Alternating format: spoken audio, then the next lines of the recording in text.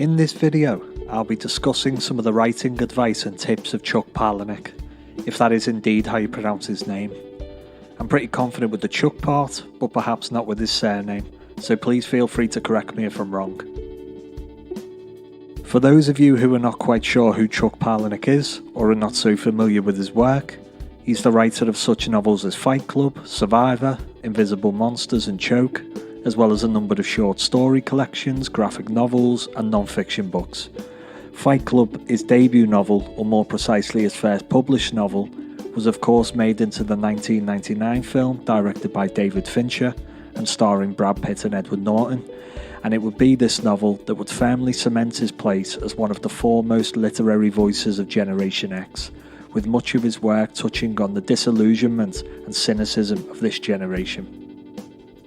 While his content's been described as nihilistic, Palahniuk rejects this claim, describing his work as transgressional fiction and his writing approach as minimalist, which includes a limited vocabulary and short, snappy sentences to mimic the way an average person would speak when telling a story. Furthermore, in what he refers to as choruses, one of the main characteristics of Palahniuk's writing is his use of repetition of certain lines or phrases within the narrative, as well as between novels. It's within his book Consider This, Moments in My Writing Life After Which Everything Was Different, that Chuck Palahniuk offers a blueprint to his writing style, describes his writing process, his thought patterns and the way he sees things, and he details a whole host of useful advice and tips to help aspiring writers find their voice. And he does so excellently, and with the acerbic wit we've come to expect from him. Here I will outline 7 of Palahniuk's best tips from both the book and the man himself. Number 1.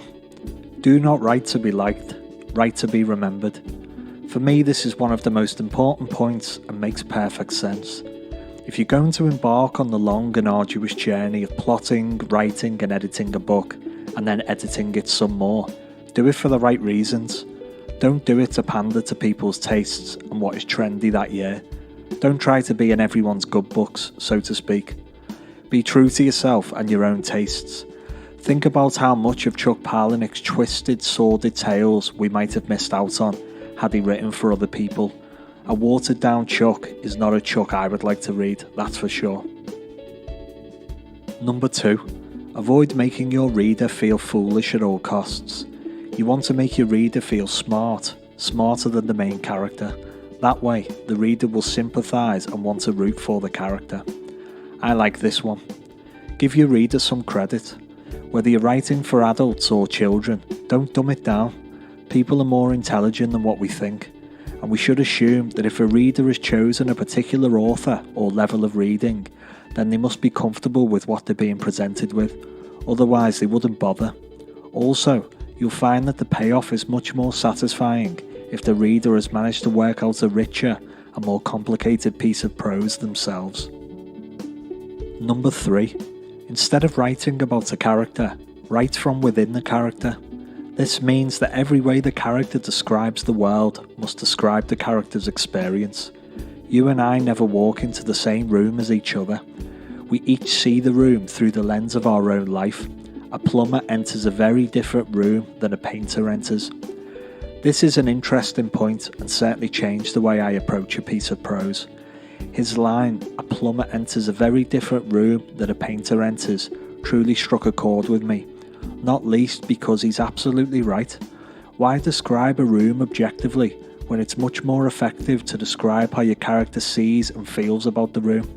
Personally, I find that kind of introversion way more insightful and riveting, because then you begin to understand the deeper recesses of a character's mind.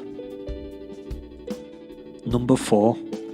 I'd paraphrase the writer Joy Williams, who says that writers must be smart enough to hatch a brilliant idea, but dull enough to research it, keyboard it, edit and re-edit it, market the manuscript, revise it, re-revise it, review the copy edit, proofread the typeset galleys, slog through the interviews and write the essays to promote it, and finally show up in a dozen cities and autograph copies for thousands or tens of thousands of people. As touched upon earlier, writing a book can be a long process. For example, J.D. Salinger's Catcher in the Rye took 10 years to finish, while J.R.R. Tolkien's The Lord of the Rings took around 17 years. While there are exceptions to this, such as Jack Kerouac's On the Road and Anthony Burgess's A Clockwork Orange, both of which took only 3 weeks to complete, these are rare instances. The process of writing can be time-consuming and beyond frustrating. While it can be exhilarating, it can also cause people to pull their hair out. That being said, stick with it. Be confident in the process and your idea. Any idea that continues to niggle is worth keeping around. It means you've probably got something worth talking about. Number 5. Before you sit down to write a scene, mull it over in your mind and know the purpose of that scene. What earlier setups will this scene pay off? What will it set up for later scenes? How will this scene further your plot? For me, this is crucial.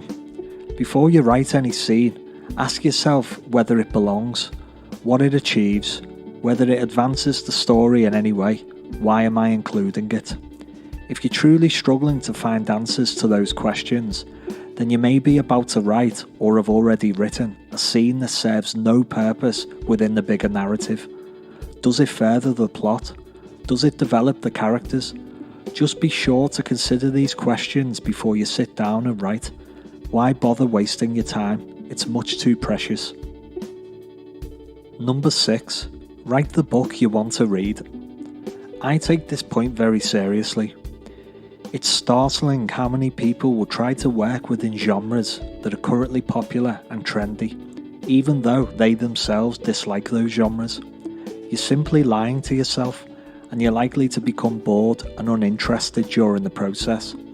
I myself have fallen into this trap, telling myself that perhaps I have a children's book in me, maybe within the fantasy genre, because I know they can be highly lucrative if successful, and can set you up for life. The truth is, I don't even read children's books, and I don't read fantasy books. I'm not even sure what I was thinking. Don't fall into the same trap, it's silly to do so. Number 7. Write about the issues that rarely upset you. Those are the only things worth writing about. Chuck Palahniuk is no stranger to personal tragedies and hardships in his life, and he has certainly never shied away from delving into darker and more troubling themes and concepts within his work. I'm not sure whether he treats writing as a form of catharsis to deal with things that have affected him, or whether he is simply drawn to the more obscene, more indecent and more depraved aspects of life and society. Either way, it's his view that a writer should be writing about those things that are perhaps less spoken about personally and that take an emotional toll on a person. In doing so, the reader will know that your work is truly authentic and has come from the heart. So there we have it.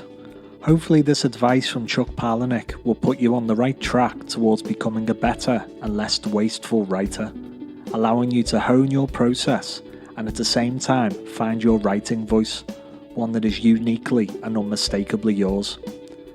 If you liked this video, please hit the subscribe button so as not to miss any further content from A Real Lowlife, where we look to showcase writing advice, tips and guidance from some of the greatest, most respected and most famous writers the world has ever seen, from those who have actually been there and done it. That's all for now.